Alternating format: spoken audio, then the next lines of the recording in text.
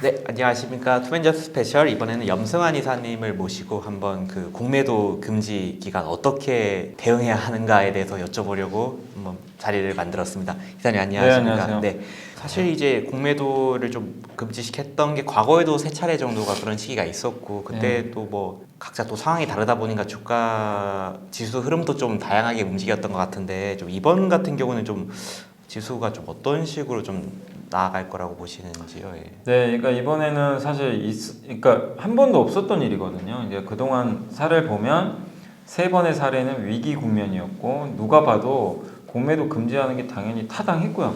그렇게 안 좋은 상황에서 공매도까지 한다는 건 너무나 시장 수급을 위축시키니까 또 그때 당시에는 금리가 경제가 안 좋아지니까 금리를 뭐 거의 제로 금리까지 낮추거나 부양책을 쓰던 시절이죠. 그랬는데 이번엔 정반대입니다. 이번에는 위기 때도 아니었고 거기다가 금리가 역대급으로 좀 높거든요. 이런 상황에서 사실 누가 생각해도 공매도 금지라는 거 많이 생각을 전혀 안 하고 계셨을 거예요. 근데 그런 상황에서 갑자기 금지가 됐는데 그 이유가 이제 제도 개선 때문이죠. 그래서 과거에 사례가 사실 없어요.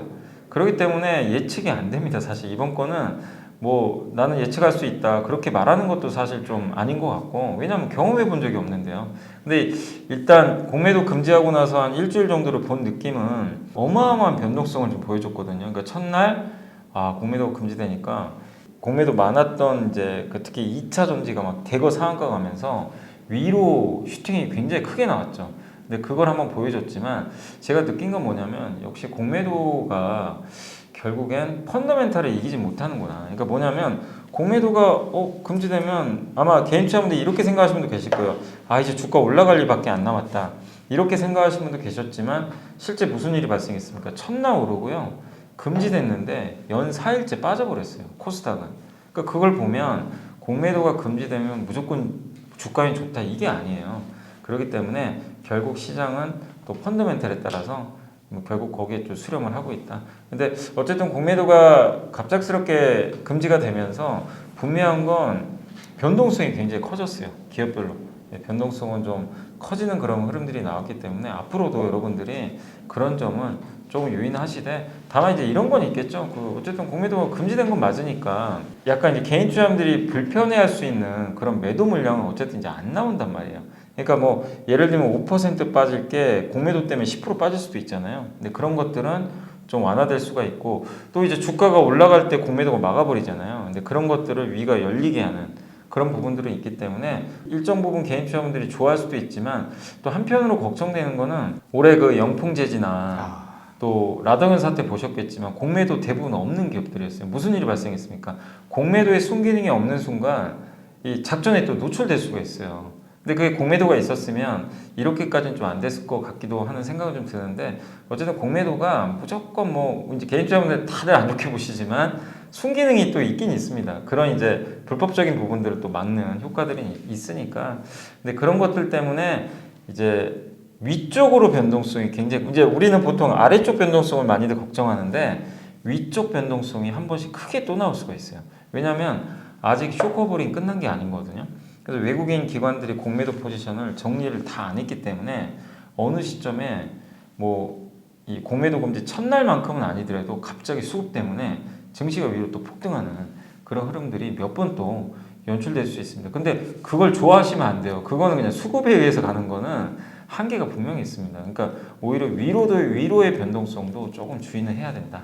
이렇게 좀 말씀을 드리고 싶습니다. 말씀해 주신 것처럼 이번 주에 굉장히 그 개인 순매수가 2차 전지 관련 기업에서 많이 나타났더라고요. 이게 하반기 동안 많이 좀 하락하기도 했고 네. 그리고 이제 공매도도 막혔으니까 뭐 이제 약간 바닥이 나온 거 아니야 하고 좀 많이들 들어가신 것 같은데 실제로도 좀 들어갈까 말까 고민하시는 분들도 많을 것 같은데 좀 이런 2차 전지 관련해서 좀 투자 망설이고 있는 사람들거나 아니면 투자하고 있는 주주분들에게 좀 조언해 주시고 싶은 게 있다면 어떤 부분일까요? 당분 2차 전지가요. 이제 지난 몇 년간 사실 굉장히 많이 올랐어요. 뭐 아시겠지만 2000년 코로나 터지고 나서 흔히 BBIG로 불렸던 이 네 개 테마가 그러니까 산업이 시장을 이끌다가 BBIG 중에 배터리 빼고 나머지 세 개는 일단 몰락했어요. 지난 한 2년간. 근데 유일하게 배터리만 혼자 살아남아가지고 오히려 올해 연초 대비 또 더 올라갔죠. 그러니까 무슨 얘기냐면 거의 3년 동안 올랐거든요.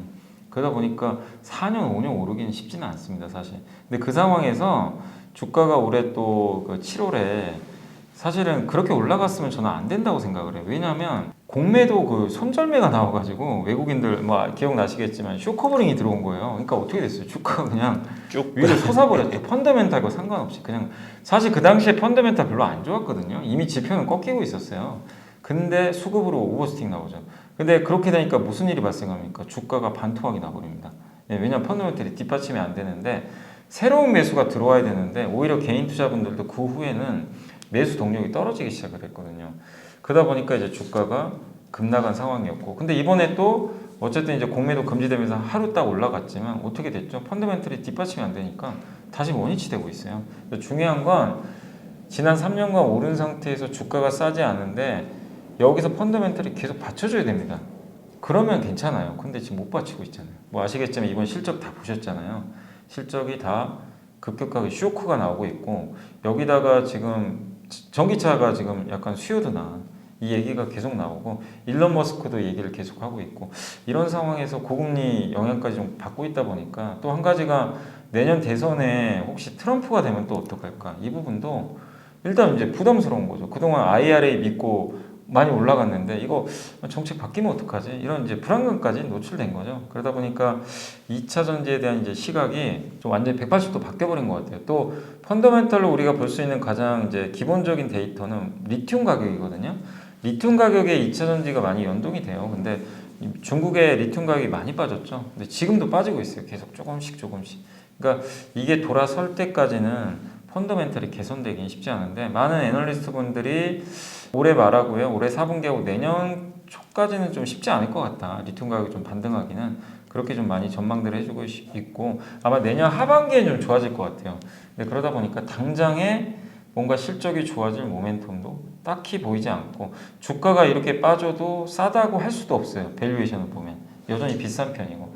그래서 2차전지 저는 이제 투자하신 분들이라면 급하게 하지 마시고 지금은 좀 보수적으로 좀 기다리셨다가 뭐 나중에 어떤 지표들을 좀 확인하고, 분명히 좋아지는 시그널들이 또 나와요. 그래서 올해 저는 연말까지는 크게 기대할 만한 요소는 없기 때문에 2차전지 섹터는 좀 보수적으로 보자. 다만 2차전지 섹터 내에서 이번에 3분기 실적 보니까 몇몇 기업들은 좋은 게 보여요. 숫자가 잘 나왔어요.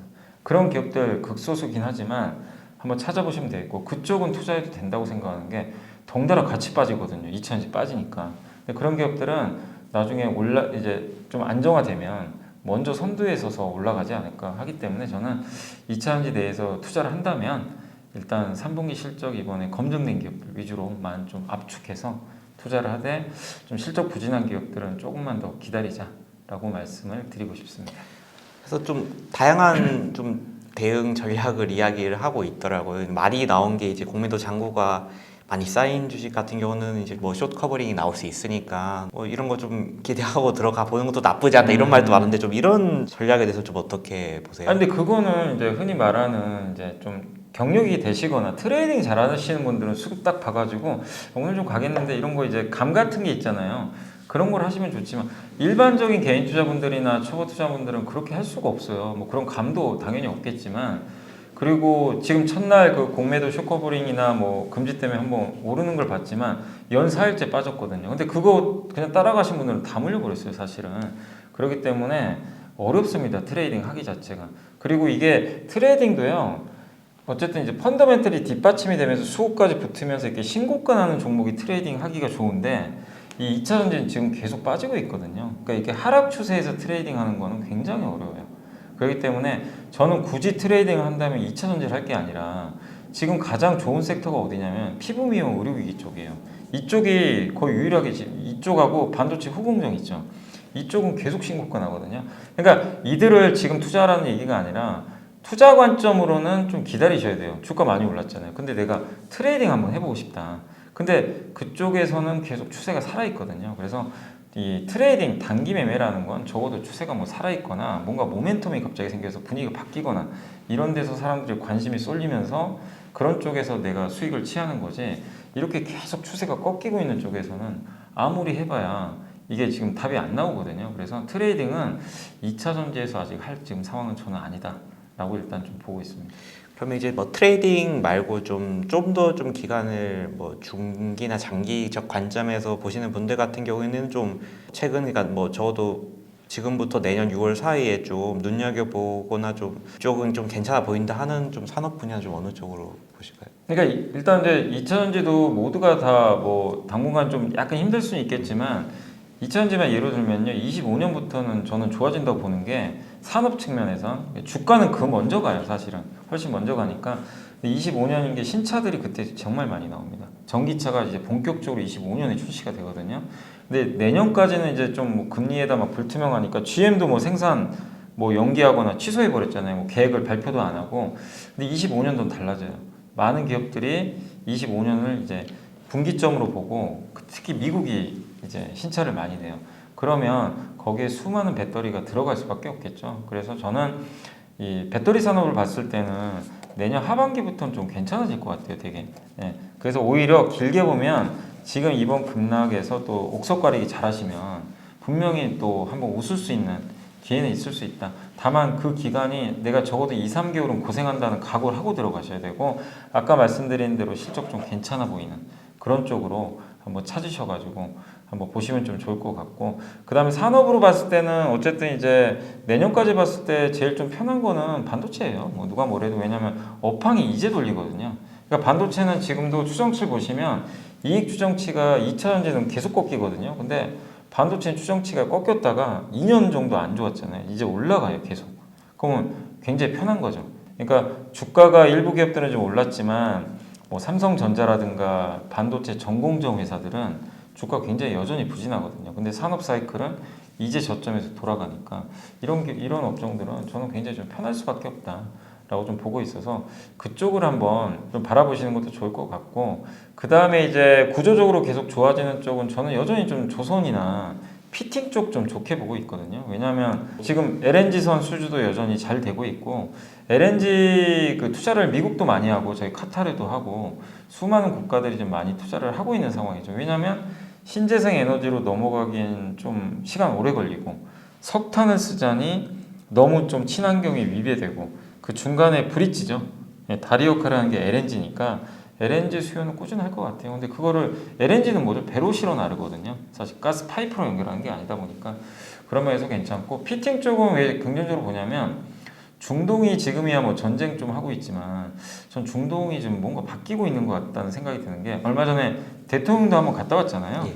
근데 이번 전쟁의 이유가 뭐였죠? 하마스가 사우디랑 이스라엘이 뭔가 하려고 하니까 열받아가지고 이제 쳐버린 거잖아요. 근데 그 얘기는 뭐죠? 사우디랑 이스라엘이 사이가 좋을 리가 없잖아요, 사실은. 근데 둘이 뭔가를 하려고 그래요. 손을 잡는다는 건 비즈니스를 하겠다는 거거든요. 그럼 사우디나 뭐 카타르도 있고 아랍에미리트도 중동에 이제 좀 돈 잘 버는 국가들인데, 이들이 뭐죠? 옛날에 원유에 의존했다면 원유 시대는 언젠가 끝나거든요. 이걸 감지하고 야, 우리 경제 체제를 바꾸자. 그러려면 뭔가 손을 잡아야 돼요, 어디든. 그래서 이스라엘의 손을 잡고 유럽 쪽으로 한번 연결을 해가지고 한번 산업 구조를 좀 바꾸려고 하는 것 같아요. 그러면 중동 지역이 바뀌겠죠. 투자도 많이 들어가고, 거기에 공장이나 이런 거 들어갈 때 보통 피팅 회사들이 또 같이 들어가는 거니까 괜찮고, 또 우리나라 대형 건설사도 저는 나쁘지 않을 것 같아요. 왜냐하면 수주 같은 거, 뭐 삼성물산 같은 기업들도 예전에 또 사우디에서 수주도 했죠. 또 아랍에미리트에 그 큰 빌딩 있지 않나요? 되게 높은 거? 그거 아마 삼성물산이 옛날에 아마 건설해준 걸로 알고 있는데, 그런 걸 본다면 결국 저는 우리나라 건설 업종 중에 이런 이제 그 중동 쪽에서 좀 강한 면모를 보이는 기업들도 좀 좋지 않을까. 그래서 중동이 이제는 진짜 이번 전쟁만 좀 완화되면 본격적으로 비즈니스를 좀 시작을 할 것 같아요. 그래서 그런 걸 본다면 이것도 굉장히 구조적인 거잖아요. 그래서 이런 산업들 한번 여러분들이 어떤 기업들이 또 좋을지도 한번 고민해 보시면 좀 어떨까라고 좀 말씀을 드리고 싶습니다.